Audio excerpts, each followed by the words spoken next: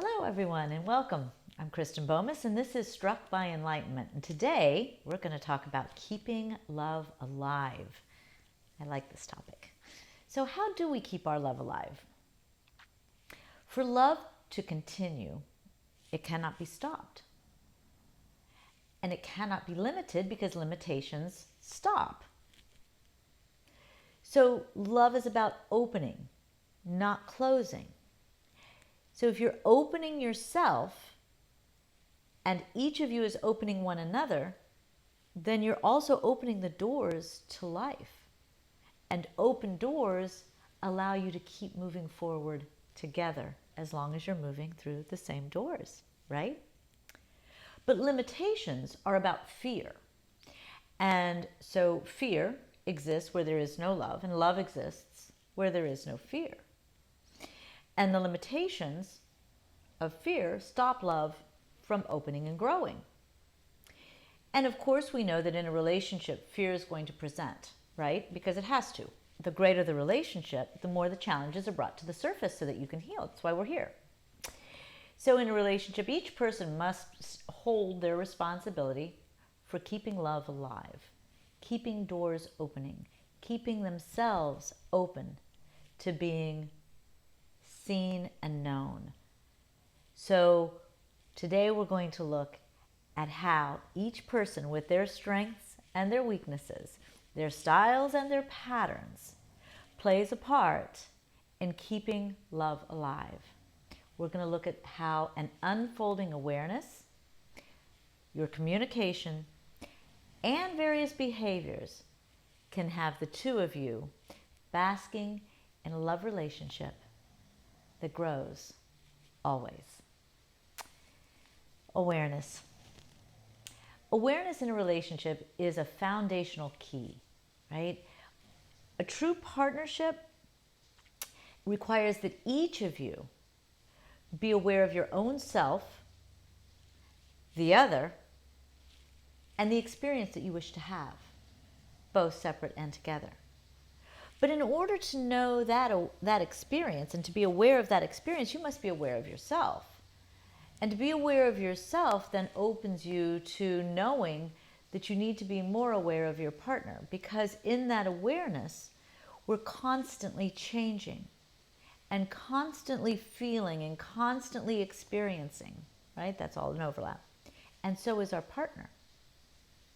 So we want to keep that moving. Awareness leads to more awareness. It opens those doors. So you can see how this would be a key and foundational key to building a solid, growing, opening relationship with your partner and some of your closest friends. The more you are aware of yourself, the more you know your strengths and your challenges. You'll become more aware of your style. You'll become aware of your style versus your partner or friend's style.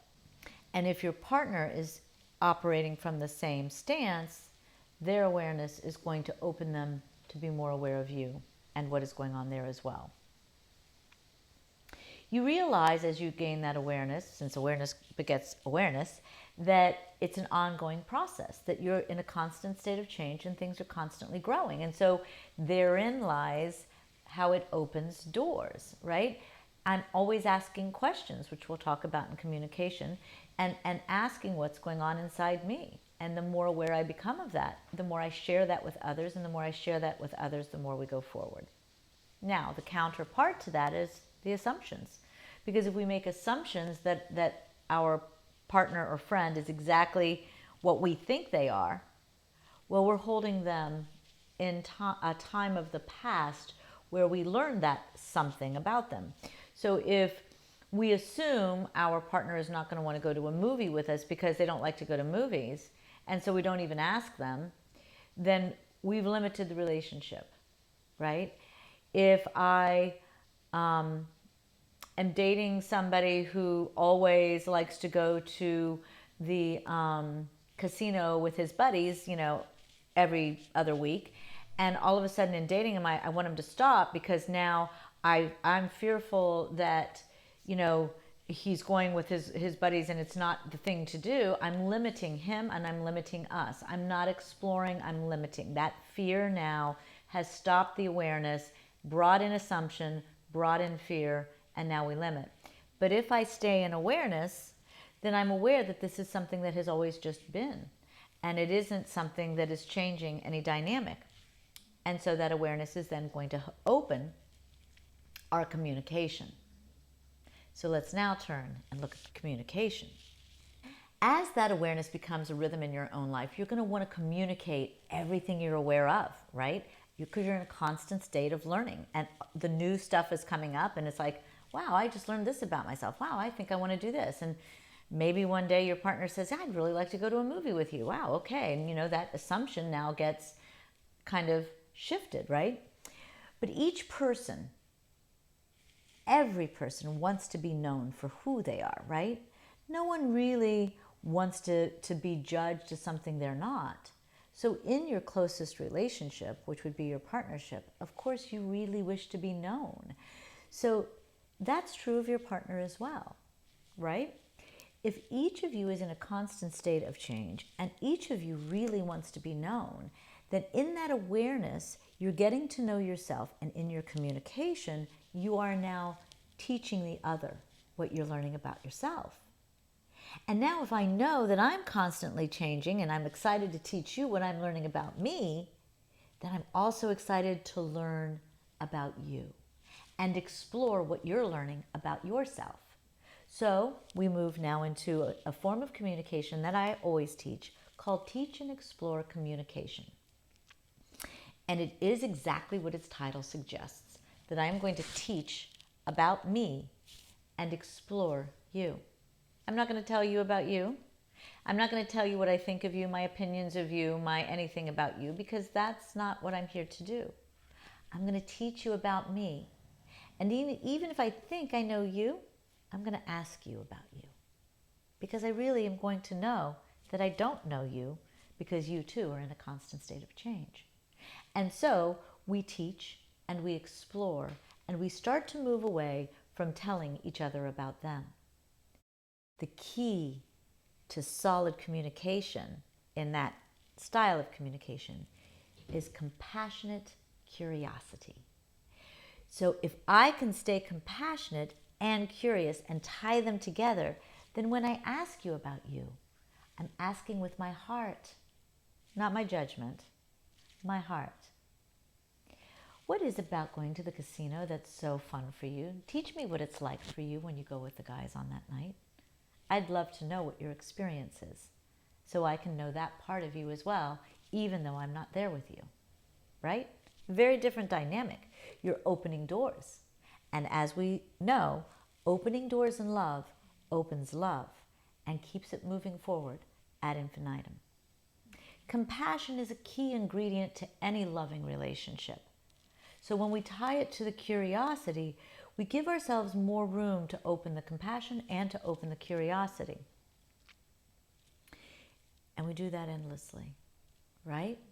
Because the more comfortable we get with our own changes, the more aware and comfortable we are of our partner's changes.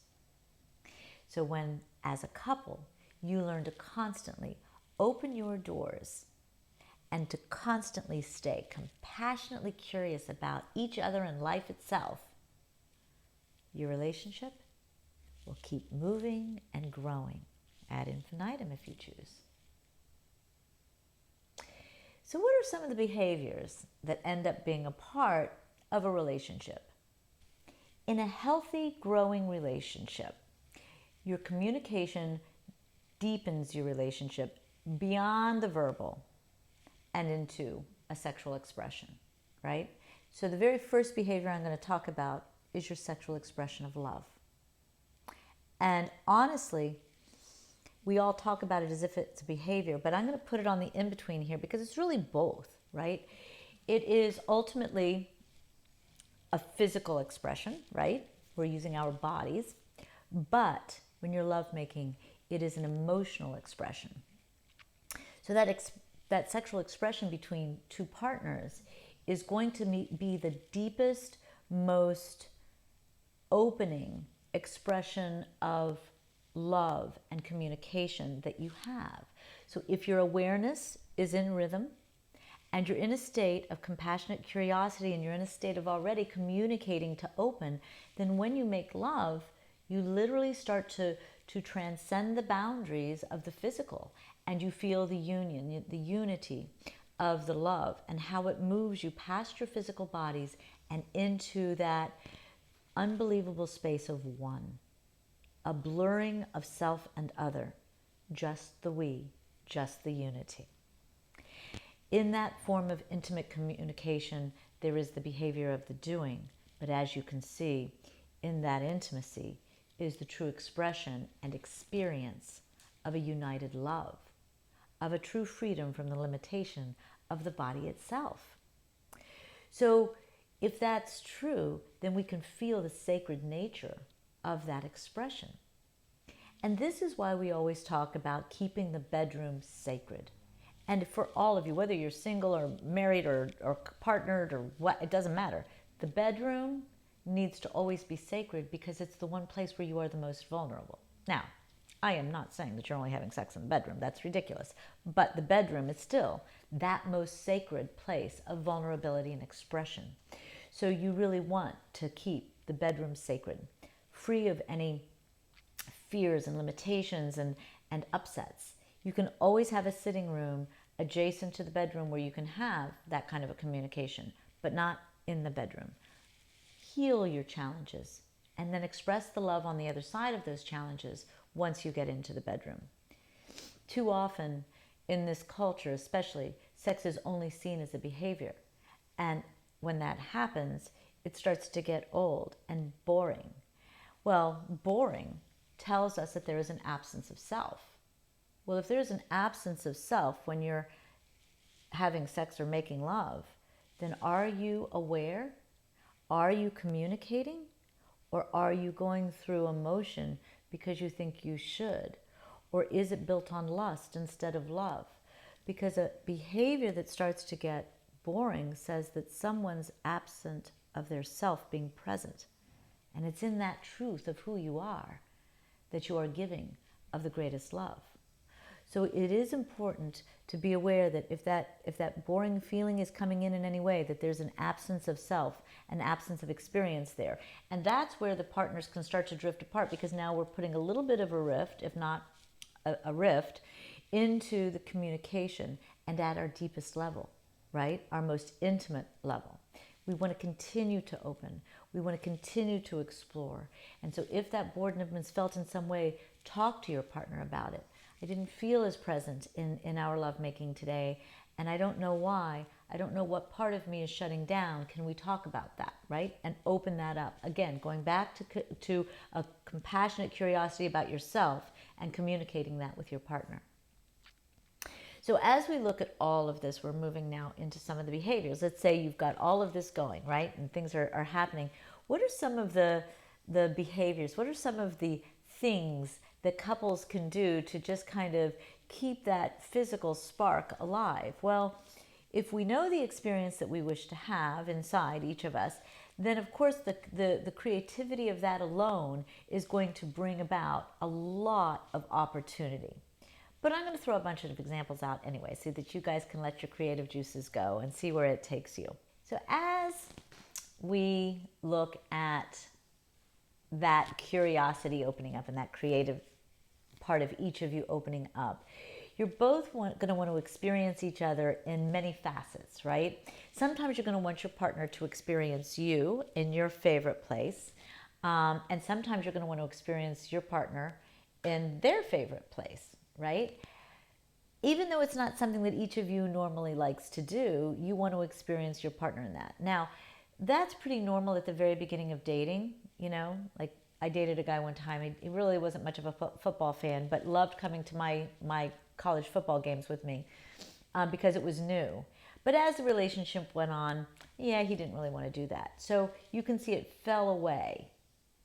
If things like that are falling away in your relationship, then we go back to the top. Where's the awareness? Where's the communication? Where are things starting to drift, right, into a separateness? It's okay to do separate things. Very, very, very okay to do separate things. It's the drift away from that I'm talking about, right? So you do want to ask yourself, why do I not want to experience that part of my partner at this time? And if you're saying, well, I already know that part, then again, you've put a stop in the doorway of love, which wants an open doorway. So let's talk about a bunch of different things. How many of you think about literally having a time at the end of each day, at the beginning of each day, at some point in the day, who cares when, especially with all this, so many people working from home now, where you just set aside time that's just we time, right? You sit quietly and you just enjoy one another. You may talk about your day, you may talk about your dreams, you may talk about yourselves, but it's time set aside for each of you to sit quietly and talk with one another with your focus on nothing else but one another. No rules. No rules. Just you and your partner. Make it a time that you both look forward to. Enjoy one another. Look forward to that quiet, intimate time together. Create a weekly date night.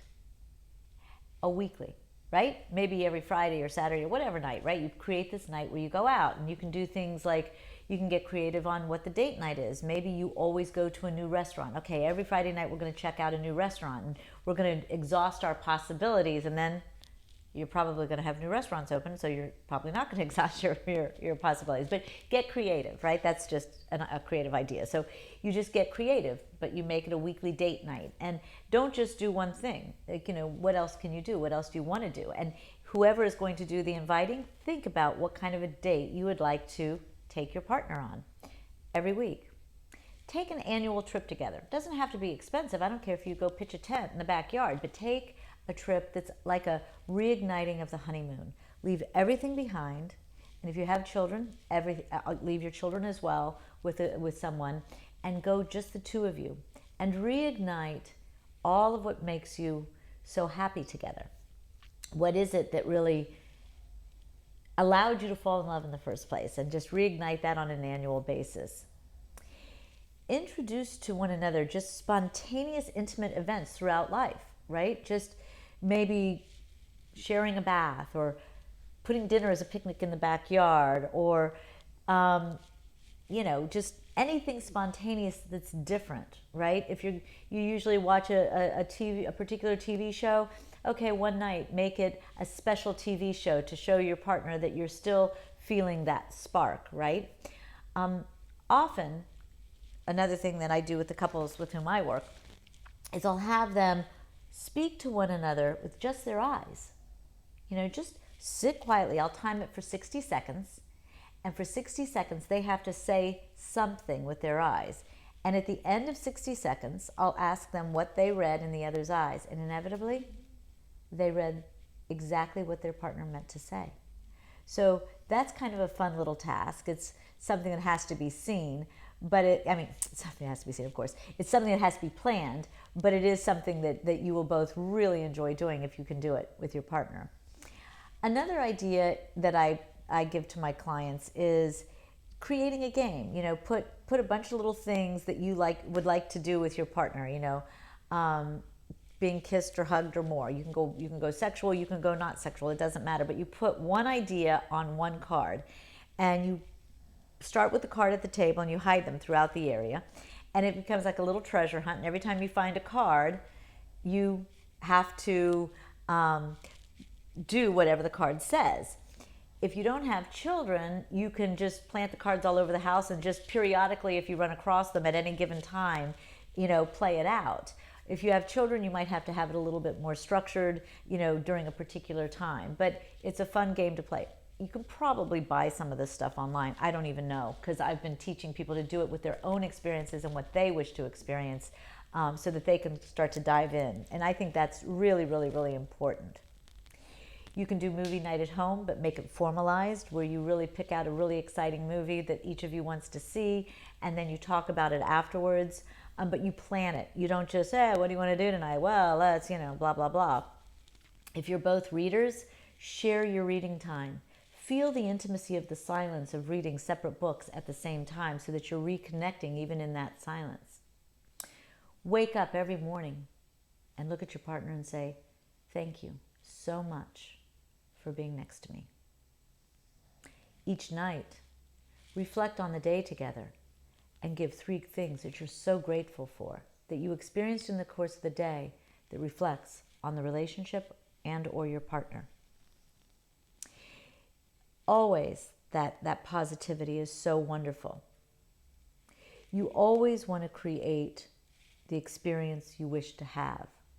So if you're looking at your partner and you want to reach out and touch them, do so. Don't hesitate. If you're being touched by your partner and it feels awkward, teach why it feels awkward so that it's not just a rejection. Start to learn what that's all about.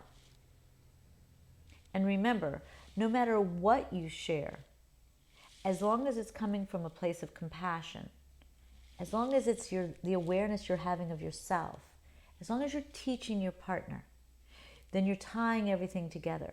So all of these little tasks that you can throw into the mix are tasks that you can make up on your own and change on your own so that they become the experiences and the expression of self that you want them to be for you and your partner. Keep your love alive by opening doors. Love is creativity, love is unity, love is freedom. Love is open. Love is not limiting, it's not fear, it's not rules. So move beyond those things that limit you. Teach your partner all about yourself. Learn about yourself. Gain deeper awareness always, and always explore your partner. Become aware of them. And remember, compassionate curiosity for your partner and yourself. Then learn to play. And play always. Because there is no greater form of creativity than playtime. So until next time, may each of you find great, endless love in this life and beyond. Thank you so much for joining me, and please visit KristenBomas.com where you can easily access all of my social circles.